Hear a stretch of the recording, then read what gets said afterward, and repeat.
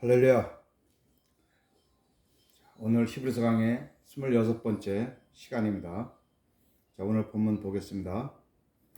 히브리 10장 11절에서 18절 말씀입니다. 한 절씩 보겠습니다. 제사장마다 매일 서서 섬기며 자주 같은 제사를 드리되 이 제사는 언제나 죄를 얻게 하지 못하거니와 오직 그리스도는 죄를 위하여 한 영원한 제사를 드리시고 하나님 우편에 앉으사 그 후에 자기 원수들을 자기 발등상에 대게 하실 때까지 기다리시나니 그가 거룩하게 된 자들을 한 번의 제사로 영원히 온전하게 하셨느니라. 또한 성령이 우리에게 증언하시되 주께서 이르시되 그날후로는 그들과 맺을 언약이 이것이라 하시고 내 법을 그들의 마음에 두고 그들의 생각에 기록하리라 하신 후에 또 그들의 죄와 그들의 불법을 내가 다시 기억하지 아니하리라 하셨으니 이것들을 사하셨은즉 다시 죄를 위하여 제사 드릴 것이 없느니라. 아멘. 오늘의 말씀의 주제는 예수 그리스도의 단번에 영원한 제사와 그리고 우리의 죄와 불법을 기억하지 않으시는 하나님에 대해서 말씀을 나누고자 합니다. 먼저 11절에 14절의 말씀은 예수 그리스도의 단번에 드린 영원한 제사에서 말씀을 드리고 있는데, 자, 먼저 11절 말씀 보겠습니다. 제사장마다 매일 서서 섬기며 자주 같은 제사를 드리되 이 제사는 언제나 죄를 없게 하지 못하거니와. 아멘. 구약의 제사들은 매일 제단 앞에 서서 같은 제사를 반복해서 드리지만 이 제사로는 언제나 죄를 얻게 할 수가 없었습니다. 자, 그래서 12절 말씀 봅니다. 오직 그리스도는 죄를 위하여 한 영원한 제사를 드리시고 하나님 우편에 앉으사. 네, 그렇습니다. 그리스도께서는 단 한 번의 제사로 거룩하게 된 자들을 영원히 온전하게 만들어 주셨습니다. 십자가에서 피 흘려 죽으신 예수님께서 부활 승천하셔서 하늘 성소에 들어가셔야만 인류의 모든 죄가 사해집니다. 예수 그리스도께서 죄를 사하시고 온전케 하시는 대상은 거룩하게 된 성도들을 말씀하고 있습니다. 13절 14절 말씀 보겠습니다. 그 위에 자기 원수들을 자기 발등상이 되게 하실 때까지 기다리시나니 그가 거룩하게 된 자들을 한 번의 제사로 영원히 온전하게 하셨느니라. 아멘. 13절에 보니까 예수 그리스도는 자기 원수들이 자기 발 앞에 무릎 꿇을 때까지 하나님 우편에서 기다리고 계신다고 말씀하고 있습니다. 뭘 기다리고 계시죠? 그렇습니다. 주님께서 다시 강림하실 때를 기다리고 있는 것입니다.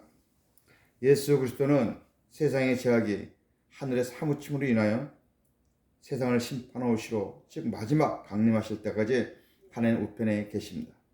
하나님 우편에 계신 예수님은 하늘로 올라간 부활체 인성이죠. 자, 그 모습 그대로 다시 오신다고 약속하셨죠. 사도행전 1장 11절 말씀입니다.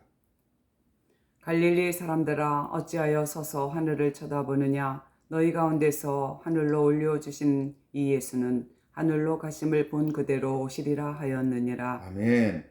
하늘로 올려주신 이 말씀은 예수님 스스로 올라가시다는 말씀이 아니죠. 하나님이 예수님을 올려주신 거예요.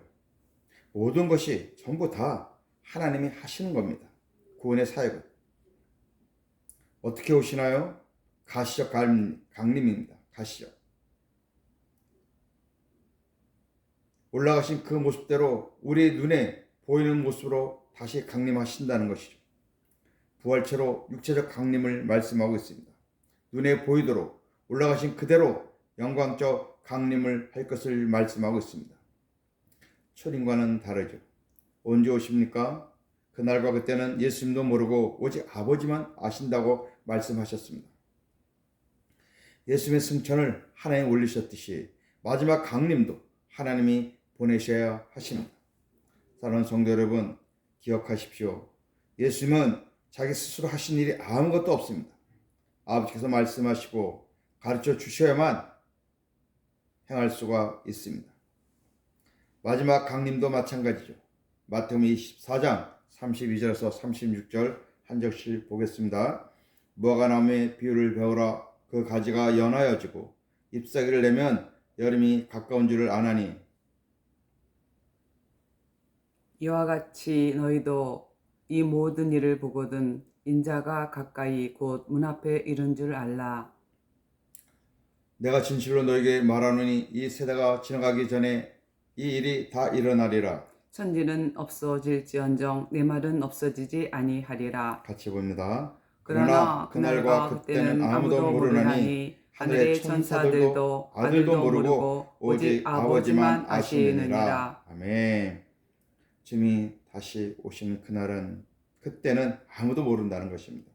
하늘의 천사들도 또 예수님조차도 모르고 오직 아버지만 아신다고 말씀하고 있습니다.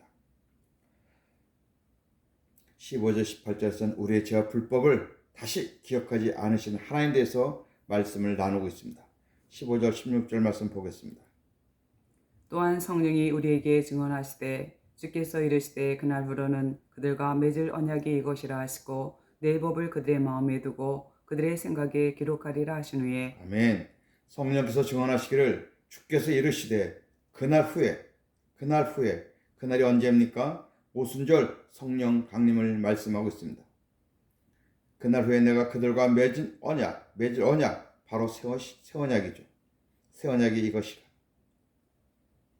그 약속은 내가 나의 법을 그들의 마음에 새기고 그들의 생각에 기록하리라. 아멘. 그리고 16절에 보니까 내가 그들의 죄와 불법을 다시는 기억하지 않겠다고 말씀하고 있습니다. 에레미야 31장 33절 34절 보겠습니다. 그러나 그날 후에 내가 이스라엘 집과 맺을 언약은 이러하니 곧 내가 나의 법을 그들의 속에 두며 그들의 마음에 기록하여 나는 그들의 하나님이 되고 그들은 내 백성이 될 것이라 여호와의 말씀이니라. 그들이 다시는 각기 이웃과 형제를 가리켜 이르기를 너는 여호와를 알라 하지 아니하리니 이는 작은 자로부터 큰 자까지 다 나를 알기 때문이라. 내가 그들의 악행을 사하고 다시는 그 죄를 기억하지 아니하리라 여호와의 말씀이니라. 아멘. 다시는 그 죄를 그 불법을 기억하지 않겠다고 하나님이 약속하셨습니다. 이는 부활 승천하셔서 우리의 모든 죄를 사함 받으신 예수 그리스도께서 거룩함을 입은 자들, 즉 성도들이죠. 그들 마음에 오신다는 겁니다. 그렇다면 마지막 강림 때까지 하나님 우편에 계신다고 하신 예수 그리스도께서 어떻게 성도들 마음에 오실 수가 있습니까? 바로 이 부분입니다. 어떤 분은 이렇게 말하죠. 하나님 우편에 계신 예수님이 이 세상에 내려오시면은 그 하나님 보좌에는 비어 있습니까? 이렇게 질문하는 분들이 있습니다. 그러니까 성령님만 오시는 거 아닙니까? 이렇게 하는 생각하는 사람들이 많이 있는데 잘 들으십시오. 예수님에게는 신성과 인성이 있습니다. 오직 예수님에게만 그렇습니다. 그렇기 때문에 하나님과 인간 사이의 중보자가 되실 분은 오직 예수님 한 분뿐입니다. 부활하여 하나님 우편에 계신 몸은 인성이죠. 부활체는 인성이에요. 몸이지 않습니까? 몸, 육체는 눈에 보입니다.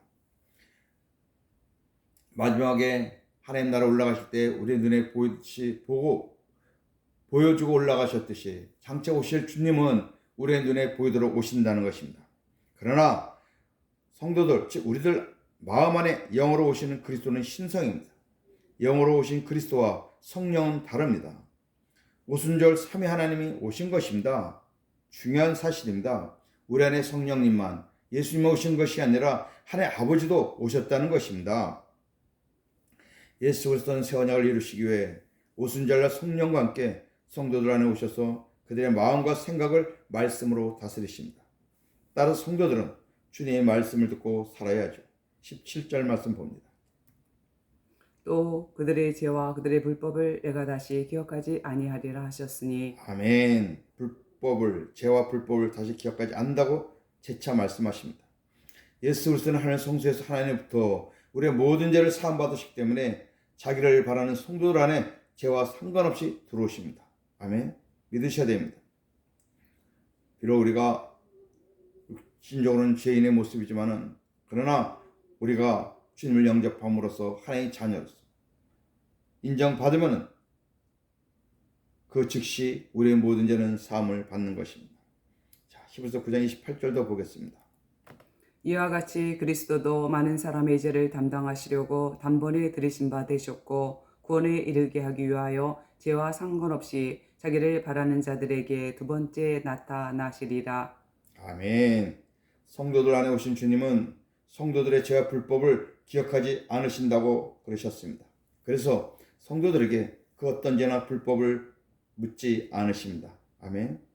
만약에 우리 안에 오신 주님이 우리의 죄나 불법을 매일매일 캐묻고 계신다면 그건 복이 아니죠. 저주입니다. 만일 주님이 그런다면 우리가 어떻게 살겠습니까? 그러나 주님은 우리의 죄와 불법을 다시는 기억도 안 하시고 묻지도 않으십니다. 이것이 바로 우리를 향한 새 언약의 복음입니다. 18절 말씀도 봅니다. 이것들을 사하셨은즉 다시 죄를 위하여 제사 드릴 것이 없느니라. 아멘. 주님을 마음에 오신 성도들은 모든 죄와 불법을 사함받았기 때문에 더 이상 죄를 위한 제사는 드릴 필요가 없습니다. 왜냐하면 제사함을 받기 위한 더 이상의 제사가 필요하다면 예수 그리스도께서 또다시 십자가에서 피를 흘리셔야만 하기 때문입니다. 그러나 예수 그리스도의 속죄는 완전하고 영원한 단 한 번의 제사입니다. 따라서 우리가 죄를 지을 때마다 십자로 가는 것은 예수 그리스도의 완전한 속죄를 믿지 않거나 부정하는 것이고 하나님 아들 예수 그리스도를 욕되게 하는 행위입니다. 자, 히브리서 6장 4절 6절 말씀 다시 한번 보겠습니다. 한번 빛을 받고 하늘의 은사를 맛보고 성령에 참여한 바 되고 하나님의 선한 말씀과 내세의 능력을 맛보고도 타락한 자들은 다시 새롭게 하여 회개하게 할 수 없나니 이는 그들이 하나님의 아들을 다시 십자가에 못 박아 드러내놓고 욕되게 함이라. 아멘. 자, 4절에 말씀해 보니까 한번 빛을 받았다는 것은 중생했다는 것입니다. 우리가 죄인에서 의인으로 거듭난 것이죠. 그리고 하늘의 은사도 맛보고 성령에 참여한 바, 즉 성령 체험도 한 것이죠. 5절에 보면 하나님의 선한 말씀, 하나님의 말씀의 은혜도 받고 내세의 능력도 맛보고, 이 맛본다는 것은 누린다는 것입니다. 누린다는 거예요. 이들은 성도들이죠. 복음으로 구원받은 성도들을 말씀하고 있습니다. 근데 그들도 타락할 수가 있어요. 저나 여러분들도 마찬가지로 똑같아요. 그런데 그런 사람들은 다시 새롭게 하여 회개하게 할 수 없다고 말씀하고 있는 것입니다. 내가 회개할 수 있는 것이 아니라는 것입니다. 회개할 수 없다는 것입니다. 하나님 또다시 새롭게 하고 또다시 회개시키지 않는다는 말씀이에요. 왜? 회개는 단 한 번으로 끝나는 것이기 때문입니다. 만약 회개가 안 되면 저나 여러분은 평생 십자가 앞으로 나와 그 십자가를 붙들고 살아야만 됩니다. 그러면 그것이 하나님의 아들의 십자가를 욕되게 하는 것이라고 말씀하고 있습니다. 한 번이면 되는데 십자가에 또 죽으세요, 또 죽으세요, 계속 십자가에 달려 죽으세요. 이거 되는 말입니까? 안 되죠. 무슨 말씀인지 이해가 되시겠죠. 이제 우리를 위해서 다시 속죄할 제사가 없다는 것입니다. 자, 오늘 말씀 한번 정리해 봅니다. 우리가 새 언약의 복음을 믿고 주님과 하나 되어 복음으로 산다고 하면서도 지금도 과거죄로 인하여 어떤 죄책감과 두려움을 갖고 있지는 않으십니까? 과거는 우리가 그렇게 살았습니다. 죄를 지으면 두렵고 그 죄책감 1년도 가고 10년도 가고 또 상대방을 정죄해요. 많이 했죠. 얼마나 힘들었습니까? 그것이 나도 힘들고 상대방도 힘들고 지금도 그렇게 살고 있지는 않습니까? 만일 그렇다면 아직 복음을 온전히 깨닫지 못하는 것입니다. 우리가 마귀에게 속고 있는 것입니다. 정죄라는 것은 나를 정죄하던 상대방을 정죄하던 그 정죄는 옛 언약인 죄와 사망의 법 안에서 행하는 것이고, 새 언약인 생명의 성령의 법 안에서는 이제 완전히 사라진 것입니다. 자, 로마서 8장 1절과 2절도 봅니다. 그러므로 이제 그리스도 예수 안에 있는 자에게는 결코 정죄함이 없나니 이는 그리스도 예수 안에 있는 생명의 성령의 법이 죄와 사망의 법에서 너를 해방하였습니다. 아멘. 복음을 온전히 깨달으시면은 죄에서 해방과 자유함을 누릴 수 있어요. 그건 방종이 아니고요. 주님 안에서 행복하게 멋지게 산다, 그 말이에요.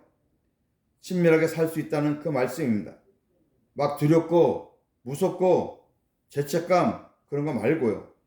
또 하나 우리가 주님의 마음으로 산다고 하지만 때로는 주님의 마음이 안 되어서 율법으로 살 때도 있습니다.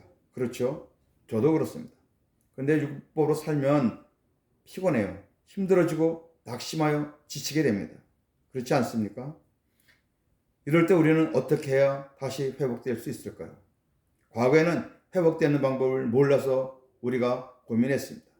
그러니까 또 십자가에 가고 또 뭐 어디 가서 은혜 받고 그러려고 우리가 힘썼습니다. 그러나 이제 그럴 필요가 없습니다. 성경에 답이 있어요. 이렇게 힘들고 피곤하고 낙심될 때 우리 위해서 십자가에서 그 모든 수치와 모욕과 배신을 참으시고 지금 내 안에 오신 예수님을 생각하십시오. 내 안에 예수님을 묵상하라는 말씀입니다. 그분이 어떤 분이신가? 그분이 나를 위해 어떻게 하셨나를 생각해 보라는 것입니다. 히브리서 10장 3절입니다. 너희가 피곤하여 낙심하지 않기 위하여 죄인들이 이같이 자기에게 거역한 일을 참으신 일을 생각하라. 아멘. 예수님은 우리를 위해서 다 참으셨습니다. 죄인들의 그 배신을 다 참으셨지 않습니까? 그럼 우리가 피곤함과 낙심에서 벗어날 수가 있습니다. 우리의 모든 것을 참으신 그 주님을 생각하면 그 주님께서 우리에게 새로운 힘을 주십니다. 사랑하는 성도 여러분, 항상 주 안에서 복음으로 승리하는 우리 모든 성도 되시기를 주님의 이름으로 축원합니다. 아멘. 기도하겠습니다. 하나님 참으로 고맙습니다. 우리가 새 언약의 복음을 믿고 주님과 하나 되어 주님 마음으로 산다고 하지만 때로는 악한 사단 마귀에게 속아서 율법으로 살려고 할 때도 많이 있었습니다. 모든 죄 사함을 받았다고 또 하나님 놀라운 약속을 받았지만 때로는 죄로 인하여 힘들어할 때도 많이 있었습니다. 주님 내 죄를 다 사해 주셨구만 나는 다른 사람들의 죄를 용서하지 못할 때도 있었습니다. 우리가 온전한 복음을 깨닫지 못해서 이러한 삶을 살았음을 고백합니다. 이미 우리는 죄와 사망에서 해방되었는데도 마귀에 속아서 이렇게 살았습니다. 다시 한번 이 복음을 온전히 깨달을 수 있는 은혜를 허락하여 주시기를 간절히 원합니다. 그래서 주 안에서 자유함을 누리는 주님과 친밀하게 사는 우리 복음의 성들이 다 되기를 소원합니다.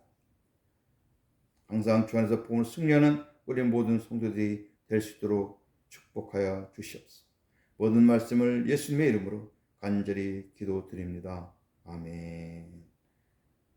할렐루야. 모든 영광을 하나님께 올리겠습니다.